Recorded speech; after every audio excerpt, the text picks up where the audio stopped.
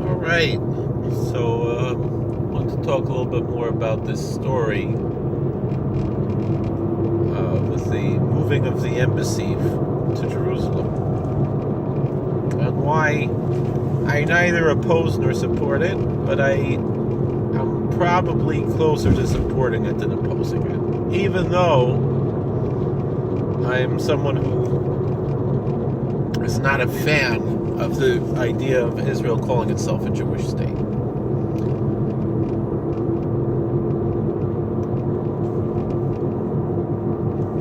And so even though I don't see any religious, nothing special about this, still, I recognize the value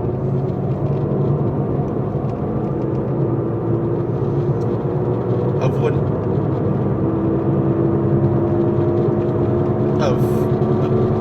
America acting in America's interests.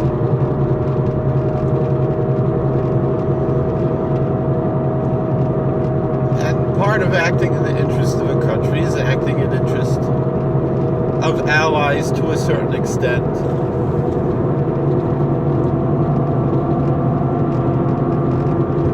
Not absolutely. I think the entanglements of alliances are obviously, from the lessons of history, something very dangerous that we should try to avoid. However, it's still good to have certain alliances, particularly in volatile regions where they're necessary. And so for Israel and America certainly have a very strong alliance. And so, there was no need. I've been listening to, various things that people have been saying. Although mostly I'm hearing it secondhand. So one thing that I've heard is, well, what did Israel do to deserve getting what they want? What did they give up in negotiation in order to get this? And the fact of the matter is, it's not getting really anything. What does Israel gain by having America recognizing their chosen capital? I mean, that's kind of strange, that Israel should have to give up something in order to get this particular thing. I can understand Israel having to give up things for peace, for this, for that, but for having America recognize the capital that they say is their capital,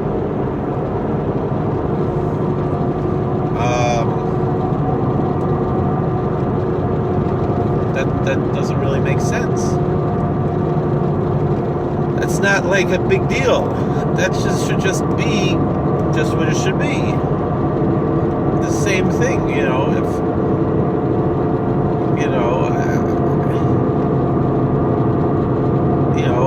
the capital of Australia is Canberra, right? Am I right? I'm not sure. I think it's Canberra. So what if America said, well, we want to have our embassy in Sydney?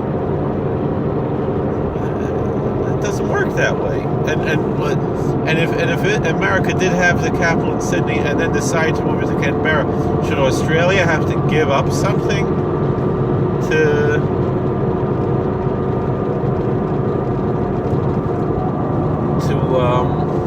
deserve that? I want to get into something else. Alan Dershowitz always says that it's not anti-Semitism to hold Israel by the same standards that you hold every other country, but it is anti-Semitism to hold Israel by different standards than you hold every other country. The answer I would have to that is only true if we give up the idea of Israel being a Jewish state. because God holds the Jewish people to a different standard than he holds every other nation in the world. So if Israel is quote-unquote a Jewish state, so then it should be held to different standards. At least from a religious standpoint. And so the problem with Dr. Dershowitz's statement is, does that mean that the Bible is an anti-Semitic book because it holds Jews to a different standard? At least for sure the Hebrew Bible holds Jews to a different standard than it holds everyone else, and even parts of Christian books that they call the New Testament, even though Galatians says there's no Jew nor Greek and so forth, I don't know if Paul was meaning that in a halachic sense, and just that the church has been interpreting it in a halachic sense when it was never meant to be a halachic statement. But it's not my job to interpret the book of Galatians or any other part of Scripture that is not my own, other than in the secular scholarly sense as opposed to a religious sense. It's not part of my religious devotion, and so for sure I don't forget. I use that word. I don't deny Christians the right to interpret Galatians the way they've always interpreted, because it's really none of my business. But I'm just saying that there.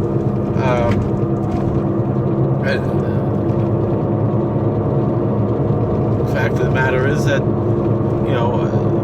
it's very difficult to define. I don't like this term anti-Semitism because first of all, it racializes Jewishness. It removes the religious aspect of what it means to be Jewish. Also, it's misleading because there are other Semitic people other than Jews, and not all Jews are Semites, and many other issues vis-a-vis this really stupid term of anti-Semitism. I would prefer anti-Judaism or Judeophobia, perhaps. They talk about Islamophobia, so Judeophobia is perhaps a much more fitting word, actually. I think I'm going to use that, Judeophobia. I like that.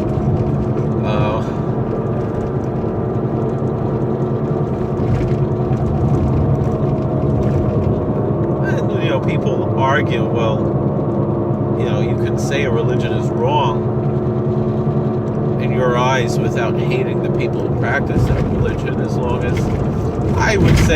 as you're at least modifying that by saying, in your eyes, as a practitioner and a believer in a different religion, or of no religion, and you can still see. And also, the question has to be, what do you mean by wrong?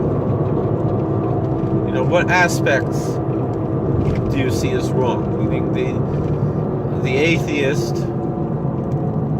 all right, will say that our belief in God is wrong. But will he say that our belief that it's wrong to murder and wrong to steal, that those beliefs are wrong? And would he go and say that,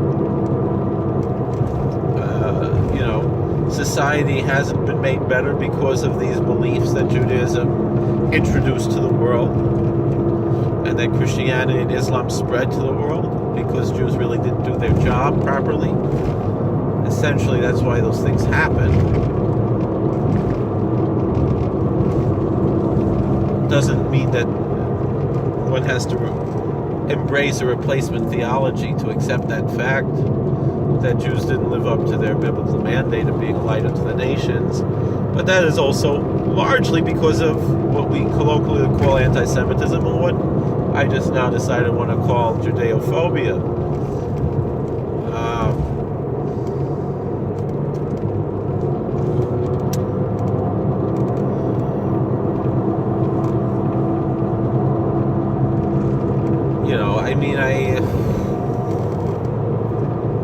I love to say, just to point out the hypocrisy of the left. Well, the reason why the left hates Donald Trump so much is because the left is anti-Semitic and they hate the fact that his daughter is Jewish. I mentioned in my son's bris that, look at the world where we live in, where Donald Trump has a daughter who's a Gioris, who's Jewish, who's Shomer Shabbos, and Adam, a son-in-law, who's a Shomer Shabbos, who is Orthodox, even if he's not Orthoprax 100%. Although it's none of my business. The left, they love to point that out as well. Is that claims, which I'm not makabel lashon hara, when someone has a cheskes kashrus. But people like to say lashon hara, motzi shem ra, against the orthopraxy of these two individuals, and that's really motivated by their hatred for the president, their irrational Trumpophobia. That's also, these terms are much more in line with what phobia means than Islamophobia. Because I'm not Islamophobic. I have a lot of respect for Muslims. I believe that their heart is to heaven. That's what Maimonides teaches, that God accepts their worship. I don't have a problem with Muslims praying 5 times a day and eating halal. I do have a problem with extremism from any religion, including my own. And people using religion as an excuse, even if I might have been guilty of that myself, and sometimes, we are all guilty of that to some extent. We should be recognizing that. But there are many more people who practice Islam who take their religion to extremes, or who believe that it's proper to do so even if they don't do so themselves, than there are in other faiths. And I do believe one could be a good Orthodox Muslim without believing that it's proper in our day and age to engage in certain practices that even throughout the history of Islam were not always practiced in every country. And obviously it's a slow move. It depends on the society, and the society can make decisions. Each society can make the decisions of what's proper for itself. I think there is a difference between Islam in America and Islam in Saudi Arabia and Islam in Iran. Obviously, there's going to be much more diversity in America than there is in these other countries, and there's more opportunity for diversity in America within Islam and every other religion than there is in anywhere else in the world. America is a land of opportunity, first and foremost, of opportunity of religious freedom. That's our first freedom.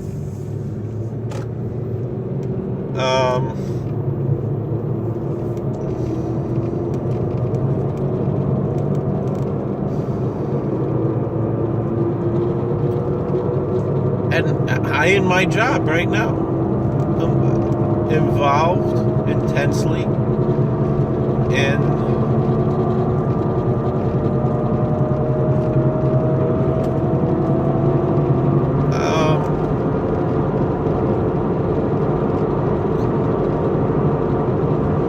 in helping Muslims to observe Ramadan.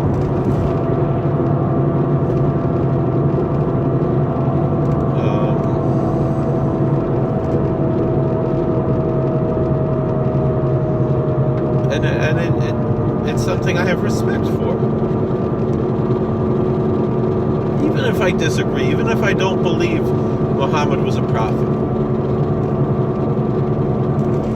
At least not in the way that my prophets, who Muslims also believe were prophets, but I don't believe Muhammad was a prophet like Isaiah or Jeremiah, and certainly not like Moses. Those are the dogmas of my faith.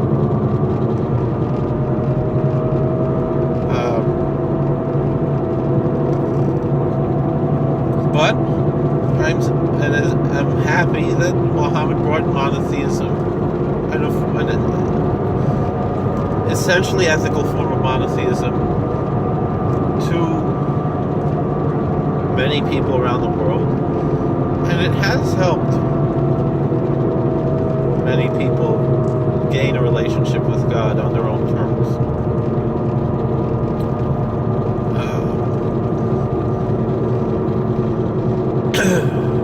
However, there are problems when people take certain texts. I don't say that the texts necessarily have to be discarded. The question is not the text. The question is, well, what do the texts mean, and how are the texts applied? I mean, it's the same thing in my own faith. There are many texts that I believe 100% that their basic interpretation fits in with a more liberal mindset. I'll give you an example. I know I'm really getting off topic here because I was talking about Jerusalem and the embassy, just because I thought maybe I'd get a lot of views if I spoke about that. But I'm going to let this conversation, this monologue, go the way it's going. None of this is scripted. All of this is just, extemporaneous. I remember when I was Rav in Richmond, and I used to speak in the JCC, particularly to the senior citizen group. They really liked to have me there. And sometimes what I would do was show them a video, and then we'd have a discussion about the video. And we watched the video was an interview with Rabbi Dr. Abraham J. Twersky, which questions were posted on the screen, and Dr. Twersky answered the questions. Horner Steipler Rebbe's son, and brother of current Horner Steipler Rebbe. And he can sich riefen Horner Steipler Rebbe also if he wants. He was a Rav in the Medrash at one point in his life. Anyway, they asked him, is Judaism misogynistic? Is Judaism against women? They used the word misogynistic. And he said, he's been through the whole Talmud, and he has not come across any text that's misogynistic. Only texts that people might misinterpret to be as such. That was the statement he made. Now, I'm not sure whether this particular person was referring directly to Dr. Twersky, or if she was just talking because she made the same comment in other classes to other rabbis, totally out of context. So I don't even know if she was paying attention to the video we watched, but she said that she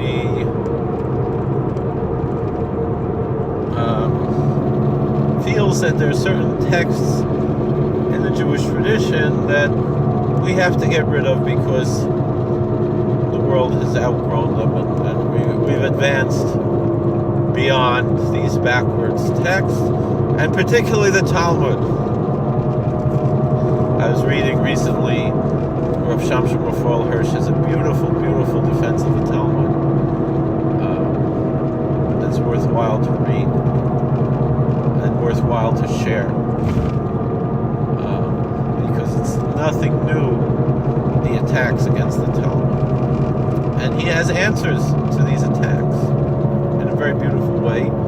He also shows the respect that Orthodox Judaism has for Christianity and for Islam, which a lot of people don't know, particularly people who grew up with Tuvia Singer.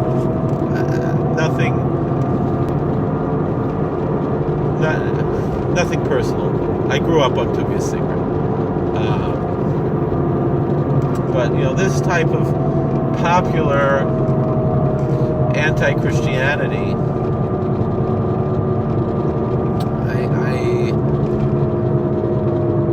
I don't think is really authentic Judaism, because if you get into texts of major Achronim who have nothing but kind words about Christianity, there's very little that's really anti-Christian and that could be interpreted as anti-Christian. In our traditional, not really canon, it's not, but in our authoritative text, and there are many things that are, for the most part, it's ignored, but there are many things that are very positive for Christianity and for Islam in our traditional texts, in our authoritative texts. And authoritative doesn't mean that it's, the way a Christian would say, it's the gospel truth, but it's authoritative nonetheless. But there's still ambiguity in that authority, because we do have a concept of Eilu Divrei Chaim, that contravening views can both be accepted as authoritative, even though they're opposing and they seem to us to contravene, and that's perhaps one of the closest things to a mystery of Judaism. It's not really a mystery, because it's just that there are different perspectives that flawed human beings have of the perfect revealed word.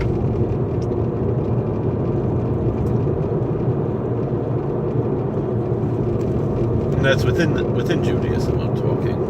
Not talking about other religions right now. But I don't even know what I'm talking about now. I'm just mumbling on, rambling on, and that's it. I said something about Islam, something about Judaism, something about Christianity. I don't remember right now. Too bad this isn't live, that someone could remind me. Let's get back to the embassies. I had a really good point there. I might have said it already. I don't even remember.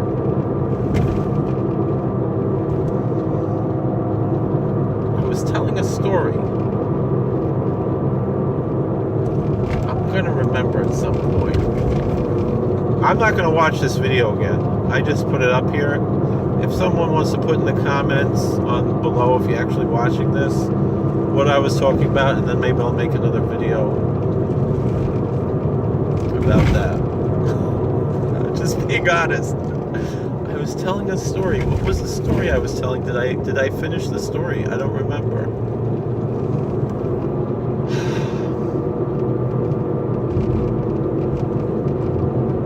What just happened here?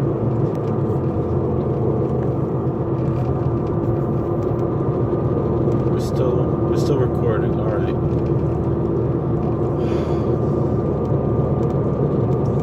So talking about moving the embassy to Jerusalem.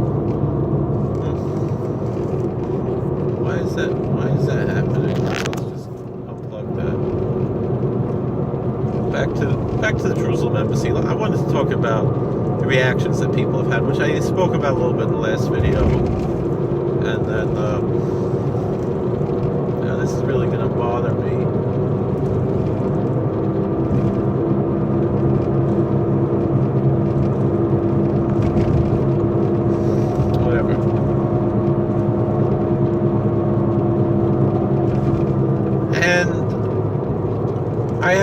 problems with the extremism, the religious extremism of perhaps every reaction that I've read vis-a-vis this, it says something about Trumpophobia, and I was saying that is much more, and Judeophobia are much more authentic phobias than Islamophobia, because it's not a fear or hatred of Islam or of Muslims, but of extremism in all forms. As I said, in my own faith, and I'm seeing now that the difference is for the most part, the Christian and Jewish extreme responses to this move will not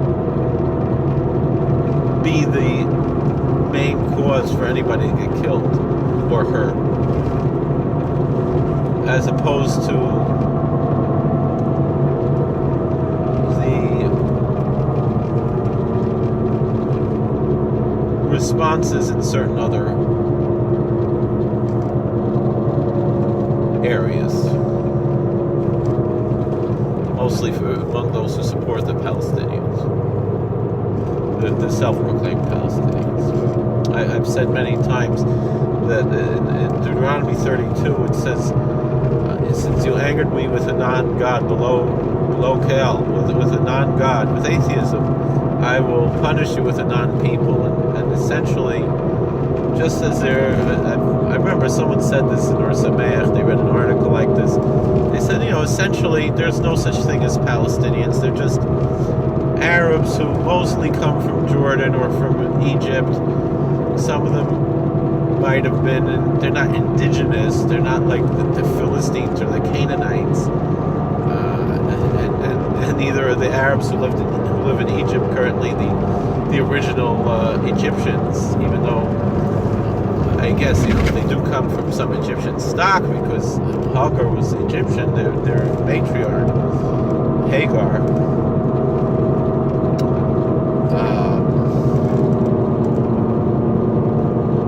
But putting that aside, if they really are true Ishmaelites, which not everyone really agrees to, they might be Ishmaelites in spirit more than by blood, which is fine. It doesn't matter. It really doesn't matter. Same thing with Jews. If you want to say all the Ashkenazi Jews are Khazars, which is not true.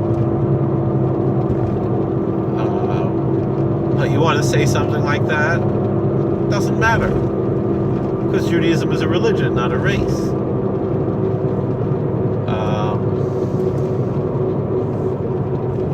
And now it's a religion that it so happens that because of persecution has not been taking a whole lot of converts in the past few centuries. And now that we have more freedom, we should be taking more converts.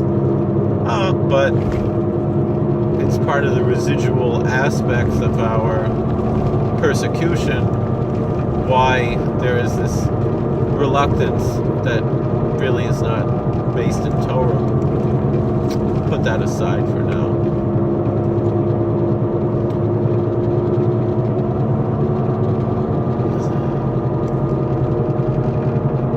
Oh, this is what I wanted to say that I didn't say. I'm not sure if that's what I wanted to say, but I know I was going to say, is that here we have a president, one thing I wanted to say is that I like to somewhat sarcastically note that, the people who hate the president so much hate him because they're anti-Semites, because his daughter is Jewish. I mean, if we disagreed with President Obama's policies, we were called racist. And if we, disagreed with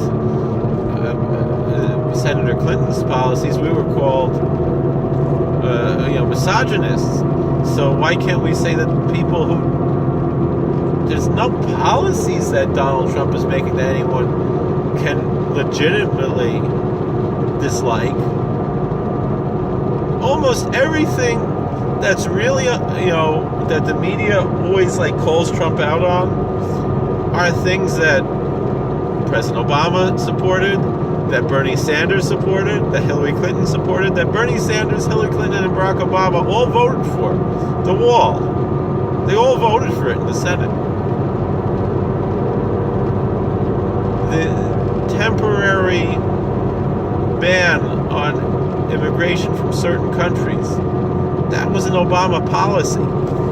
And all President Trump did was continue the Obama policy. So, I mean, on the big social issues, he hasn't done anything. He's not going to do anything about gay marriage. He supports gay marriage. Abortion, he said some things about abortion. He's not going to do that. Marijuana, he said certain things that, and then in the end he says he's not really going to push the things that he said. Although that should be something that Congress should be taking care of and not the president in any form until Congress votes. Even though I think, I never, as far as I know, taken any illegal drugs. But I don't see any reason why it should be illegal. I don't think, young kids belong in prison for something like that. That's just ridiculous. But once they're in prison, then we have to follow the rules, and they're not going to treat someone differently, because of that.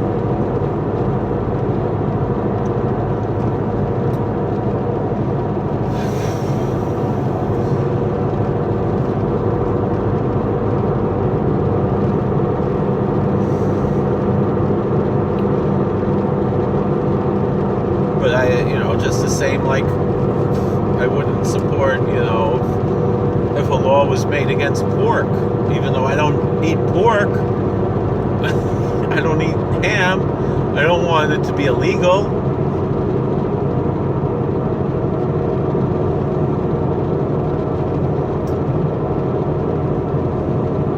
I saw a friend of mine, he wrote, it's against the Torah to take marijuana. Fine. Let it be against the Torah. I'm not sure if it is or isn't. Moshe Feinstein seems to say it's certainly better not to.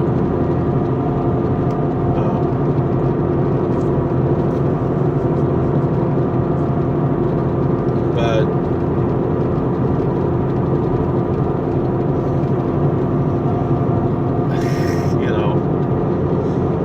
do we need to make laws against this? I don't think so.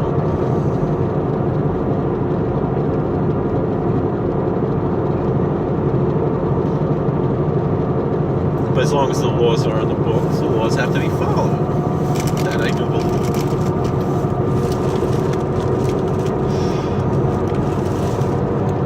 So why can't we say, here we have a president whose daughter is Jewish, whose son-in-law is Jewish.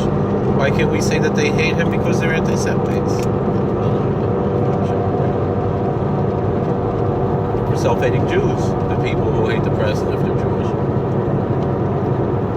Or really, the more apt term would be Judeo-phobic, because then you'll have to make it, it's not an issue of self-hatred. Like Larry David said, I hate myself, but I still think it would be Jewish.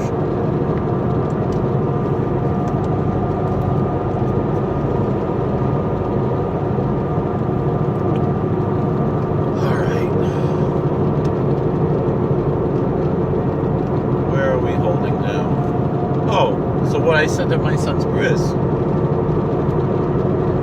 Look at Donald Trump. He has a daughter who's a Shomer Shabbos. Son-in-law is a Shomer Shabbos. And he's Shor Leitzer from them. They're his advisors. And Bibi Netanyahu, he has pictures of all his kids except the one who's a Baal Tshuva, who lives in like Geula or Mea Shearim or something. Part of that's because it's from his first wife. Okay, but still, you know, he doesn't. Bedavka pretty much disowned his Frug daughter. Right? He has a son who's also Epis. He won the Chidon Tanakh or whatever. He wears the yarmulke.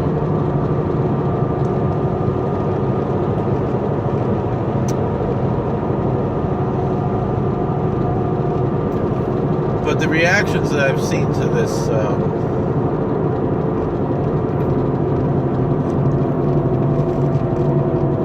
what do you call it? The move of the embassy. They're not healthy reactions. I have not seen any healthy reactions. You know, you have the Christians and the Jews, the religious Zionist Jews who see this as like some kind of fulfillment of prophecy. Like I said in the last video, show me where. Where does it say in the Bible, in the Medrash, anything about America really?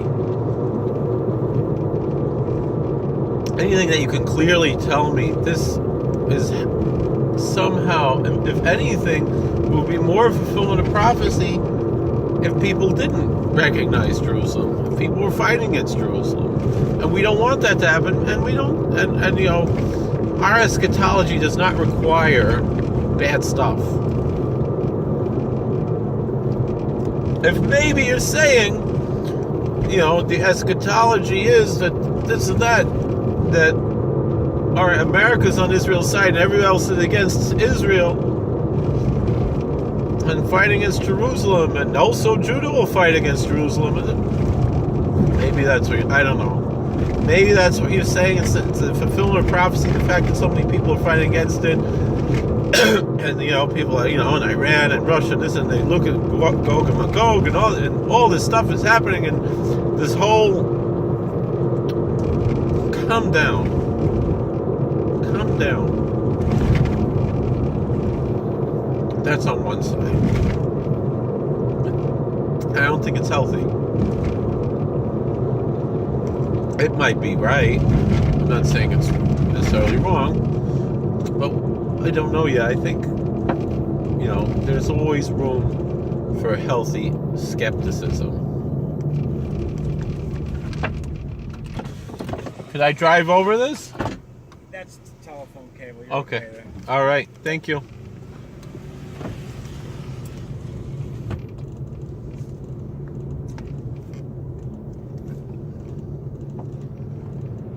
So the next thing is what other reaction we have? Obviously the anti-reaction.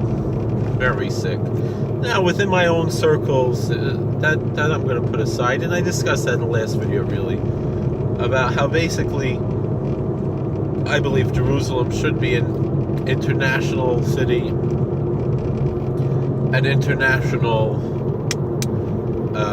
interreligious city until when Messiah comes. Will be a different story. Maybe things will be different, but for now. That being said,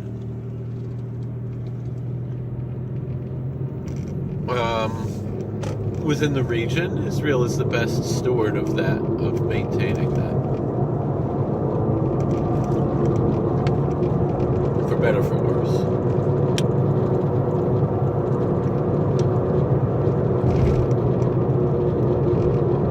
And that's my answer to those within my own camp. The next question. The Palestinian response. So Mark Levin mentioned yesterday that he went to the ceremony and he had an Egyptian Arab Muslim taxi driver who told him that Israel's the best place to live and how happy he is, and they were discussing this.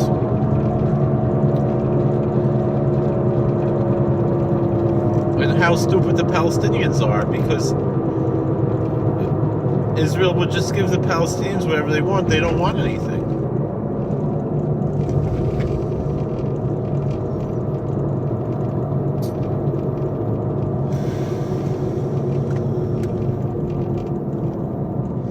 They're not interested in anything. There's nothing that they want to take.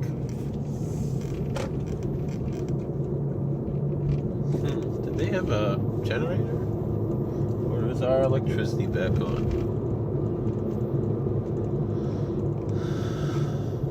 I don't think all these people have generators.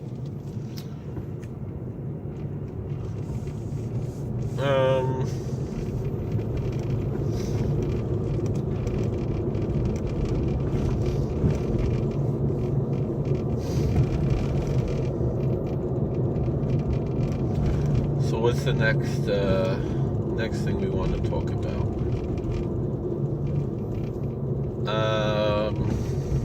But people have to know that what the Palestinians are doing has nothing to do with moving the embassy. And it's a whole bunch of lies. And they are expert liars. They're world-renowned liars.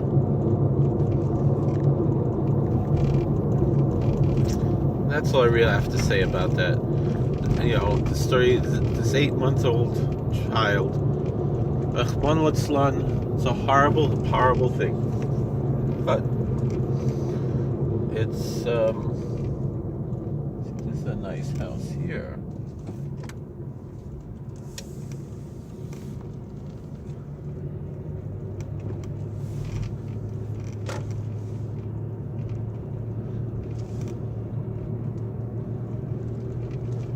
But it had nothing to do with Israel.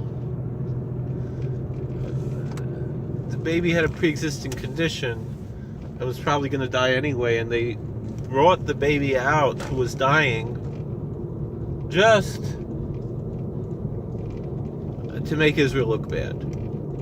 Hamas admitted that, maybe it's not, maybe our block is not fixed yet, I don't know. Hamas admitted.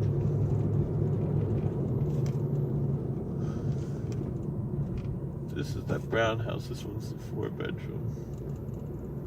I think this one's the one we want. That they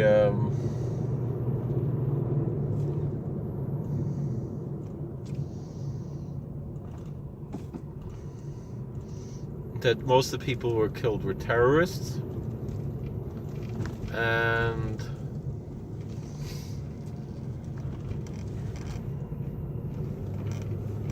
you know, these weren't peaceful protesters. What else can we say?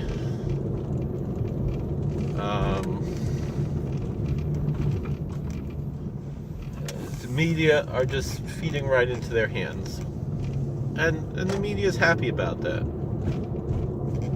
Left-wing media, because they want to make Donald Trump look bad.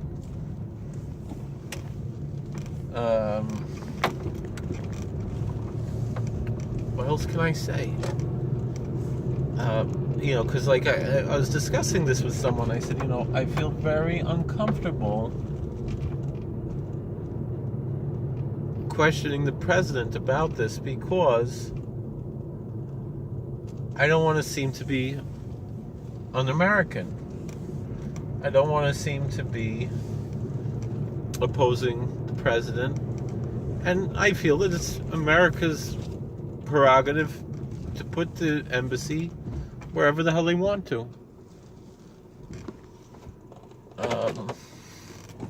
And nobody should be pressuring them not to. It's quite silly. The only thing that I have to say is, don't do it for me just because I'm Jewish.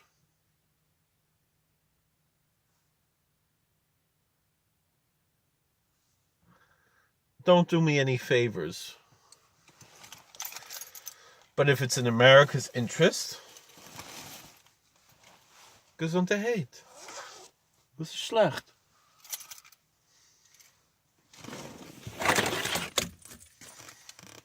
So that's kind of my 2 cents on the issue. 45 minutes, pretty good video. Nobody's going to watch it. I know I wouldn't watch a video like this. If you did, thank you for watching. Please like, share, and subscribe, comment. I don't mean nobody. If you made it this far, you're not a nobody. You're a somebody. And thank you for watching. God bless. Please like, share, and subscribe. Because you're one of the few people who actually watched it. So that makes you somebody. All right. God bless. Please like, share, and subscribe. And all the best. Maybe I'm wrong. I don't know. Take care.